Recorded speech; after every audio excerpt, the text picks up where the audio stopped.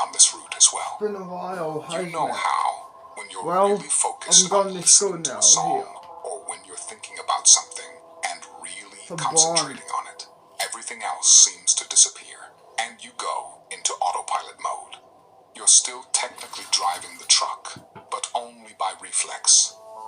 The route was a as you can two-lane see, road that I got passed some right new through a spells state forest, as well. and animals could Some be a old problem. spells You and had to some be new. attentive when you drove, or you would You end know. up with a deer as a hood ornament, if you were lucky. I'd heard stories of drivers hitting bears, and that's something I had zero interest in experiencing firsthand. I suggested we mount a huge metal barrier on the front of the truck, like a cow catcher on old steam trains. My boss was less than amused. So you can see how going into autopilot mode would be quite undesirable and even dangerous.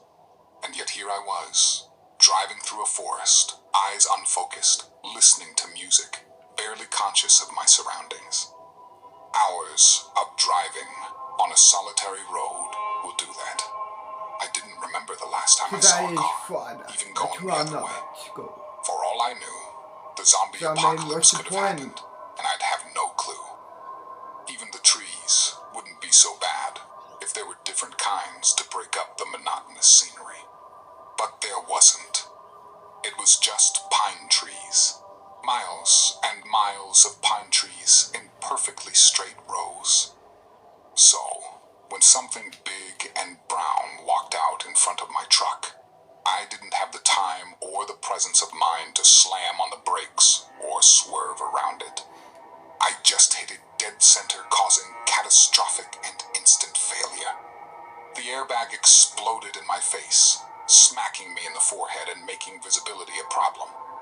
I always wondered how a giant exploding marshmallow was supposed to help things in the middle of an accident. I was barely able to maneuver the truck to the side of the road. I didn't have to worry about turning it off. The engine sputtered twice and died. I sat there, hands shaking, barely breathing, waiting for my mind to slow down enough to tell me what to do. All it was doing at the moment was showing me replays of the crash over and over, like I really needed to see what I just experienced. I finally snapped out of the daze from shock and a massive concave impression where the front of my truck used to be. I unbuckled and pushed the airbag aside before climbing out and walking to the front. It looked like some weird modern art. The bumper, grille, and hood were shoved back almost to the windshield. There was a large round space at the front where the radiator used to be. I got down on the ground and saw showers of liquid from several places. The antifreeze, oil, and gasoline merged together into one sickly sweet smell. I could see the river of my truck's precious fluids running to the side of the berm and into the grass. I continued around the side of the truck to finish my initial inspection.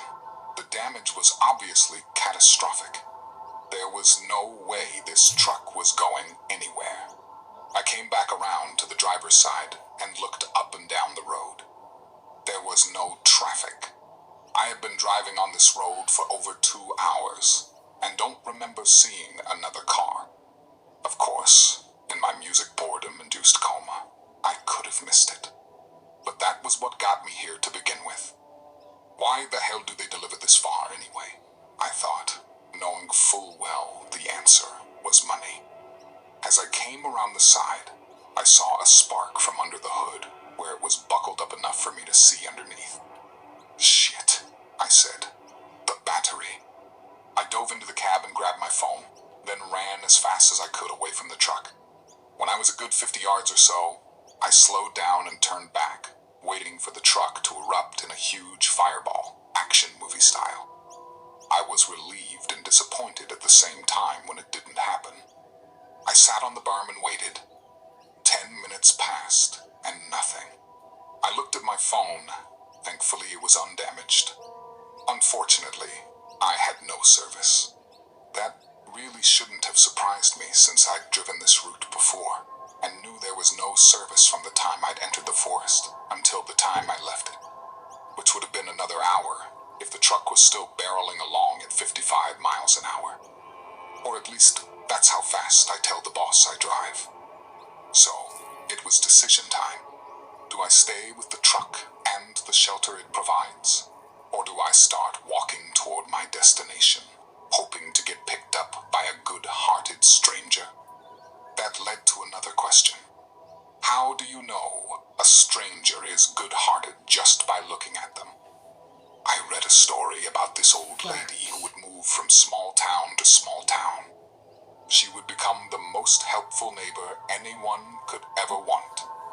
Everyone who was interviewed after would say she was the perfect neighbor. Months after arriving and ingratiating herself, kids would start going missing. She was the picture of concern and would help with searches. She would bring casseroles to the grieving parents and always be there for them. Shortly after the kids went missing, the old lady did too.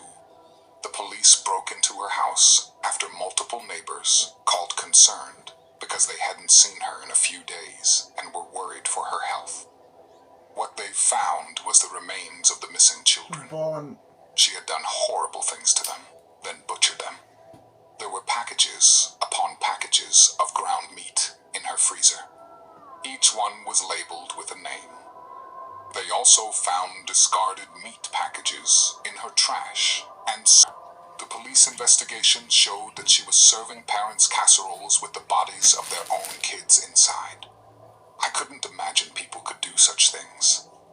What's even worse is that once the accusation was out, there were neighbors who defended her. They said there was no way she could ever do something like that. That it must have been someone else that did those horrible things. That's how easily people get drawn in. I think some sick reporter even started the catchphrase, "She Greteled them." What's wrong with people? So, with that story rattling around in my head, I was thinking hitching a ride was out. If someone pulled over, I might ask them to call a tow truck for me when they got to town. But I doubt I would hop in some stranger's car. Not unless I had a can of pepper spray. Unfortunately, that was against company policy. It's funny how the company is okay with invading our privacy with their stupid cameras, but won't let us do anything to protect ourselves if we must. And then the thought struck. The camera. I ran to the truck and waved at the inside camera, having no idea if anyone saw me or if the camera could even transmit through this cell dark zone. I found a napkin and wrote a message. A vet appalled by the condition of an abandoned little kitten. I found a napkin and wrote a message. Hate an animal. Truck damaged. Stranded. Send help. I wrote the road number and how many miles from town I thought I was. Then I hung the napkin on the wall beside the driver's seat. I sat there for a little while, waiting for I don't know what. I had no way of knowing if that camera was working or not. For all I know, it went dark hours before I hit whatever it was I hit. That sparked a bit of curiosity in me. I never did see what it was I'd hit. All I know is it was big and brown. I got back out of the truck and went to the front. There were a few hairs stuck to the bumper and hood. I took pictures of them with my phone. Then I took pictures of the rest of the damage. As I was taking pictures of the bumper, I noticed there was a dark spot on the ground. I took a picture of it and zoomed up close. It was nowhere near the fluids that had leaked from the truck.